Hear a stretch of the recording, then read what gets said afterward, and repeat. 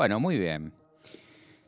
Eh, Venimos hablando de una serie de alienaciones. Tuvimos con el tema de lo laboral, los últimos 4 programas.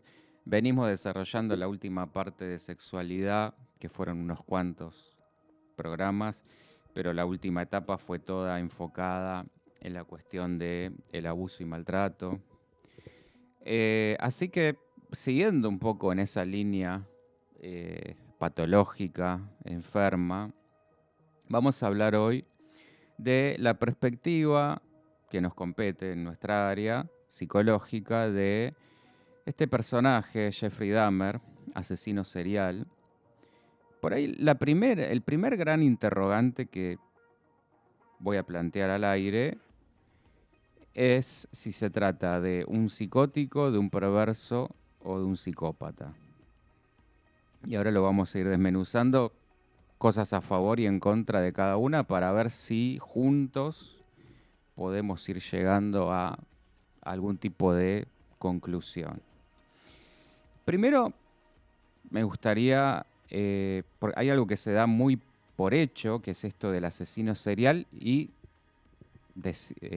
desmenuzar un poco de qué se trata esto de un asesino serial. ¿Cuáles son los requisitos, además de matar a varias personas, que esto está como se cae de maduro? Pero ¿qué otras cosas nos hacen o hacen a una persona entrar como en esa definición? Hola Carlita, ¿cómo estás? Ahí con el corazoncito violeta, siempre saludando ya desde el comienzo, fiel oyente. Bueno, vamos a decir que para el FBI, en esta categoría de asesino serial, entra una persona que va a matar por lo menos 3 veces, con más de un día entre un crimen y el siguiente, de espacio entre ambos, que no va a tener relación previa con las víctimas, o sea, no hay relación, y que el crimen va a ocurrir al azar o sin conexión con los otros. Estos serían como los 3 requisitos, además de que en general estos asesinatos van a estar cargados por un sadismo extremo y la necesidad de tener el control de la víctima. Como que van a ser resultados de una compulsión que pueden originarse en desajustes psicopatológicos que ahora vamos a empezar a desarrollar. Así que esto sería como entender un poco de qué hablamos cuando estamos hablando de un asesino serial. Eh, yo me olvidé de decir que este programa está así como alerta de super spoiler, así que quien no vio la serie y la quiera ver, bueno, que este programa no lo escuche, porque vamos a botonear absolutamente todo de qué se trata esto. Así que si hay alguien que no la vio y nos está escuchando, bueno, está avisado, el que avisa no traiciona. Igual ya en esta emisora yo he escuchado el debate que han hecho. Creo que fue en Hielo, ¿no? Si no, sí. Pero desde la perspectiva más cinéfila, más desde la crítica de los profesionales del cine, las series y la TV, que estuvo muy rico el debate, muy interesante. Yo voy a ir ahora por la vertiente más psicológica, porque de la otra no puedo hablar calificadamente, salvo decir me gusta, no me gusta, no puedo dar otros argumentos. Eh, bueno, ¿quién es este personaje? Jeffrey Dahmer nace en 1960 en Milwaukee, esto es una ciudad de Estados Unidos.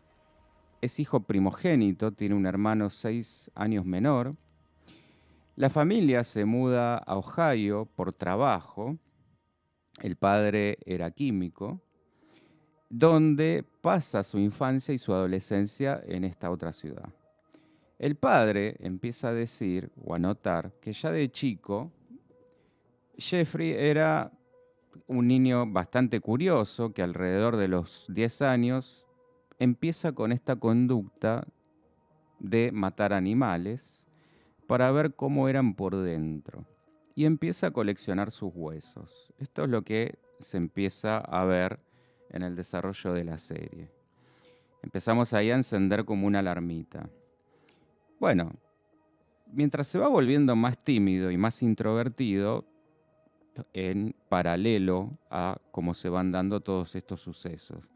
En la secundaria lo empiezan a ver como alguien raro, extravagante, que tenía problemas con el alcohol.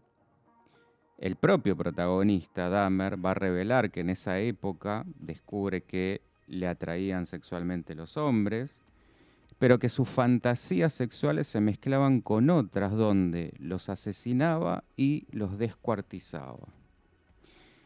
Así que ya van viendo que viene pesadita la cosa. En una entrevista posterior va a confesar que a los 14, 15 años empieza a pensar obsesivamente en la violencia mezclada con el sexo y que cada vez esto va siendo para peor. De hecho, una de sus fantasías era acostarse al lado de un hombre inconsciente y usar la bebida, o usaba, mejor dicho, la bebida o el alcohol para olvidar esas ideas que cada vez lo iban atormentando más y más. Em, a ver, perdón que quiero chusmear acá si Carlita me está diciendo algo. No. O si hay algún otro mensajito. Bien. Y antes de los 18, ¿qué pasa? Se divorcian sus padres. El padre se va de la casa, la mamá se lleva al hermano. Después nos vamos a ir metiendo como con cada personaje, cómo aparece reflejado en la serie. Y acusa ella a su ex marido por las conductas que empezaba a ver en Jeffrey. El padre lo convence de ir a la universidad, que abandona después de unos meses por los problemas con el alcohol. Al año siguiente lo convence también para unirse al ejército, termina de vuelta abandonando por los problemas con el alcohol. No me acuerdo si abandonando o echado, me parece que echado. Nahue, vos que entrás dentro de los especialistas, lo echan del ejército, ¿no? O él deja. Ah, ¿no la viste? No te puedo creer. Bueno. Bueno, acá uno que le estoy spoileando toda la serie.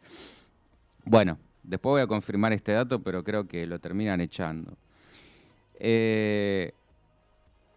Bueno, en todo este contexto también, inmediatamente después de terminar el secundario, mata a la primera víctima, o sea que parecería ahí que la bisagra de los 18 juega un papel importante.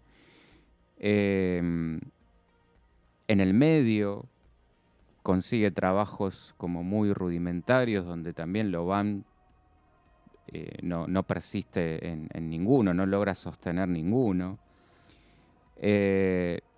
¿Cómo aparece representada el primer asesinato? Bueno, iba en auto a su casa, encuentra a su presa haciendo dedo en la ruta, ofrece llevarlo para tomar algo, que esto se va a ir transformando a lo largo de la serie en el modus operandi, ponerle una sustancia en la bebida, drogarlo y la persona pierde absolutamente la posibilidad de responder voluntariamente, de oponerse, queda anulada su voluntad, su conciencia, con lo cual queda a absoluta merced o control de Dahmer, que esto era lo que él buscaba. Y otra cosa que aparece como muy recurrente es que cuando la víctima se quiere ir como puede, antes o después, y como él esto no lo soporta, no lo puede tramitar, los mata y ahí es cuando los descuartiza. Aparece en otra escena, ahí Carla me dice, no la vi, pero igual te escucho. Bueno, mirala, Carlita, porque la verdad que no tiene desperdicio para todo lo que vamos a tratar. Cuando se queda, en un momento se muestra también que se queda sin dinero, entonces llama al papá y lo manda a vivir con su abuela en Milwaukee de vuelta. Y acá hay un punto interesante, que es que pasan casi 10 años hasta el segundo crimen. Hay como un lapso ahí durante el cual él parecería de alguna manera enderezarse. En ese tiempo deja de tomar, parece que se estabiliza, consigue trabajo, un trabajo que sostiene, empieza a frecuentar a la iglesia a la que va su abuela. En otra de las entrevistas va a decir que después de unos años de vivir ahí, estamos hablando de vuelta en Milwaukee, un hombre le entrega una nota en la que le ofrece servicios sexuales y que esto fue de alguna manera un punto de inflexión para él. Es acá cuando empieza a frecuentar bares del ambiente gay y de alguna manera aflora toda esta monstruosidad que por 10 años parecería haber quedado adormecida. ¿Qué pasa acá?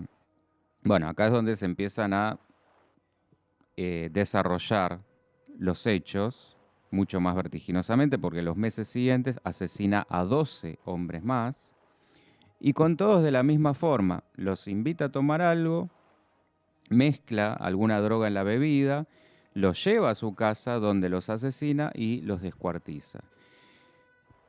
El dato llamativo es que él va a decir en las entrevistas posteriores, porque esto se va mostrando como todo en el testimonial del juicio, que él no quería lastimar a nadie y que por eso lo que hacía era estrangularlos, porque era la manera que él encontraba más humana de matarlos, la menos dolorosa. En algunos casos pasaba que invitaba a sus víctimas a ver pornografía o sacarse unas fotos, los estrangulaba, tenía sexo y se masturbaba encima de su cuerpo. Después tomaba fotografías del cadáver y de cada etapa donde los iba desmembrando. Esto, yo aclaro, no está reflejado de manera explícita en la serie, porque si no yo no la hubiera tolerado. O sea que en ese sentido no hay un morbo con esto, sino que lo que hace es dar cuenta de todo lo que él va contando sin que se le mueva un pelo, o sea, lo cuenta como si estuviéramos relatando un cuento. Y esto también es algo que es para destacar. Em, o sea, se ve, sabemos lo que hacía, pero no hay como un morbo puesto explícitamente en mostrar con todo lujo de detalles cómo desmembraba o cómo tenía sexo, no sé, eso, o cómo violaba o cómo se masturbaba al lado del cadáver. Todo eso no se va a reflejar, así que si es por ese lado, los que no la vieron, tranqui, pero vale la pena para poder de alguna manera, a nivel investigación, a nivel documental, bueno, ni hablar para personas como yo, esto me resulta fascinante porque nos permite de alguna manera poder hablar de cosas que existen, que esto también es lo interesante, poder poner esto sobre la mesa, porque esto fue un caso real. Y lo destacable de la serie es que no está ni romantizado, como por ahí se le criticó un poco a la película El Joker, y está muy fielmente reflejada la historia. O sea, no hay inventos o adiciones del director. Por eso creo que vale la pena, que es recomendable. O sea, no hay un terror de esos de que morboso de que la ven y no van a poder dormir. O sea, si por ahí por el contenido, por enterarnos de que estas cosas existen, pero no porque nos estén mostrando cómo el tipo taladraba un cerebro, por ejemplo. Bueno, hablando de eso, lo que hacía también era utilizar ácidos para deshacer la carne y los huesos, pero conservaba la cabeza y los genitales como trofeo. Con una de las víctimas, sin embargo, hizo algo diferente. Esto que yo decía recién, le hizo unas trepanaciones en el cráneo para inyectarle ácido en el cerebro. ¿Por qué? porque además de que quería tener el control, la intención en este caso era volver, era como que él se iba de alguna manera experimentando o perfeccionando como una suerte de super doctor Mengele, porque quería volverlo una especie de zombie, quería un amante, esto es literal en sus palabras, un amante silencioso que quisiera todo lo que que hiciera, perdón, todo lo que le pedía y que se quedara haciéndole compañía así en ese estado para siempre. Decía que cada vez tenía que hacer cosas más extrañas para satisfacer sus instintos. Quería que se quedaran con él, que siguieran con él, pero que apenas tuvieran control sobre su cuerpo, casi nulo control sobre su cuerpo. Y que se los comía porque así sentía que eran una parte permanente de él. Que esto, bueno, es todo un tema del que también ya vamos a hablar. Además, sentía curiosidad por ver cómo se sentía esto de comer esas partes. Y su propósito era matar el intelecto de la víctima y conservar el cuerpo vivo y sobre todo obediente, sumiso, como si fuera una suerte de robot. También lo que hacía era poner los cadáveres en determinadas poses o posiciones para después sacarle fotos, como una manera de seguir ejerciendo control sobre ellos y que tuvieran el aspecto que él quería. Y, por supuesto, guardar esas fotos para después masturbarse. Pasa que la última víctima, que es acá donde se termina de alguna manera resolviendo el caso, porque esto estamos hablando de un lapso de tiempo, empezó en el 78 y, si mal no digo, terminó en el 91. O sea, estamos hablando de muchísimo tiempo. Está bien que entre el primero y el segundo, esto que dije, pasaron 10 años. O sea que el grueso, el 90 y pico por ciento de los asesinatos fue entre el 88 y el 91, en esos 3 años. La última víctima consigue escapar, esposado.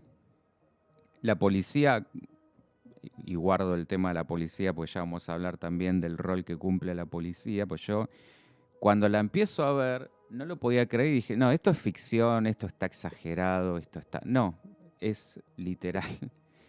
Y sigo sin poder creerlo. La policía lo encuentra, va al departamento de Dahmer, revisa la habitación, descubren las fotos, descubren los restos y descubren hasta una cabeza en la ladera. Dahmer, por supuesto, intenta escapar, es detenido, admite el canibalismo, admite que se masturbaba ante los restos humanos de aquellos que consideraba hermosos y a quienes no quería perder. Cuenta que tenía la sensación de poder permanecer al lado de ellos si los mataba y conservaba sus cráneos. En el juicio dice que una de las personas que le había gustado de verdad, también otro puntito ahí del que ya voy a hablar, que fue el capítulo que más me movilizó y que más tristeza y angustia me provocó. Después me costó seguir, confieso. Bueno, esta persona que le había gustado de verdad, ¿qué hizo? Fileteó su corazón, un copado, y que mataba a aquellos justamente que le atraían, buscando formas para conservarlos con él y que se quedaran con él. Carla me pregunta si eran todos hombres. Sí, sí, sí, sí, claro, porque él era gay y lo que hacía con esto era justamente salir como a la conquista y con este modus operandi intentar que se quedaran con él a como diera lugar. Bueno, y acá ya empezamos a desmenuzar un poco esto de la gran pregunta que tiré al principio.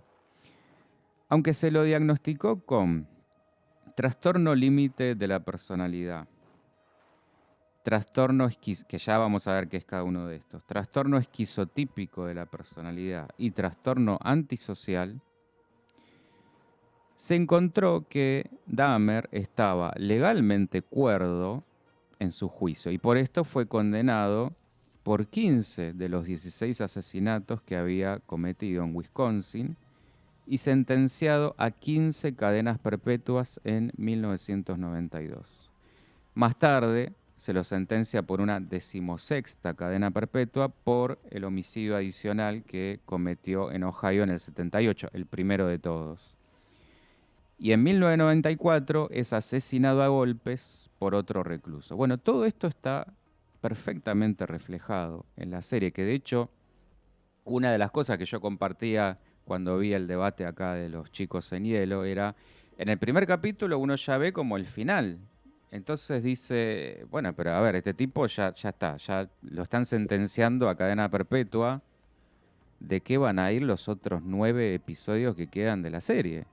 Bueno, ve, véanla, porque se empieza a ver toda la psicología de este tipo, de cómo empezó, de alguna manera, los muchos por qué por los cuales empezó, y con cada una de sus víctimas, cómo iba siendo el acercamiento, lo que le pasaba, lo que despertaba a cada uno, las interacciones con todos los personajes que no tienen desperdicio, con el padre, con la madre. El que queda como más ahí en un papel insulso es el hermano, la verdad. ¿Vos, Edu, la viste? Bueno, acá, che, no me la vio nadie. Del hermano, la verdad, sabemos poco y nada, pero todos las demás, la policía, una vecina que se la pasa permanentemente haciendo llamados diciendo que siente olores raros, que escucha cosas raras, a la mitad de la noche que escucha que el tipo taladra, que el tipo serrucha, bueno, los olores ni hablar, que ve entrar y salir, bueno, salir no tanto, que ve entrar permanentemente gente. Una de sus víctimas, o no recuerdo si dos, porque después chequeando los datos creo que son dos eran menores, uno de 14, creo que otro de 13, ante lo cual también en uno de los capítulos muy fuertes, ella le dice a la policía, pero escúchenme, este es un menor que estaba totalmente drogado. Se las había ingeniado para poder escaparse, pero ¿qué pasa? Lo agarra la policía, lo encuentra él y le dice a la policía que es el novio y la policía le cree y se lo entregan para que en definitiva lo termine matando. Así como lo escuchan, así sucedió. No es que esto esté exagerado, inventado, no es ficción. Desde la criminología, que esto también es interesante, la criminología nos va a decir que acá estamos frente a un asesino mixto. ¿Qué quiere decir esto? Tiene características propias tanto de un criminal organizado como desorganizado. Y esto se ve mucho también, sobre todo lo desorganizado. El tipo es desprolijo. No es que es un... no me acuerdo ahora el personaje clásico de las historias de Londres, Jack el Destripador, gracias. No es una genialidad en ese sentido del crimen con el cual tenemos que ir pescando pistas y resolviendo acertijos como si fuera una historia de Batman. No, no, no. El tipo muchas veces es hasta demasiado. Hay una escena que es tremenda, que va con el auto y tiene atrás unas bolsas donde están los fiambres, o uno de los tantos fiambres. Lo para la policía y le dice, che, ¿y ese olor? No, porque carne podrida, algo así. Y lo dejan seguir, o sea, así como lo escuchan. Y el tipo no se le mueve una pestaña. No es que se empieza a poner nervioso, tartamudea. No, no, no, no se le mueve una pestaña. O sea, a esos niveles. Eh, Después, ya cuando entremos en el terreno de los diagnósticos, vamos a ir viendo cada uno de estos.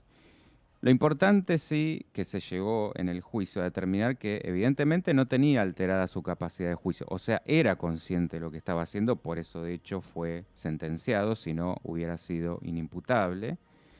Eh, Se cae de Maduro esto de la falta de empatía, es decir, total incapacidad de ponerse en el lugar del otro. También tendía a interpretar los comportamientos más simples como ataques directos hacia su persona. Esto se ve en muchas escenas que de golpe, no sé, estaba en un modo, parecía en un modo super zen y de golpe estalla. No tenía nada de compasión, de consideración o de remordimiento ante todas estas conductas de riesgo. Eh, bueno, ¿qué te parece, Edu? Vamos a la tanda y ya seguimos en el segundo bloque desmenuzando, bueno, no sé si es la palabra justa. Vamos a seguir con el análisis psicológico de esta persona siniestra, Jeffrey Dahmer. Seguinos en Instagram.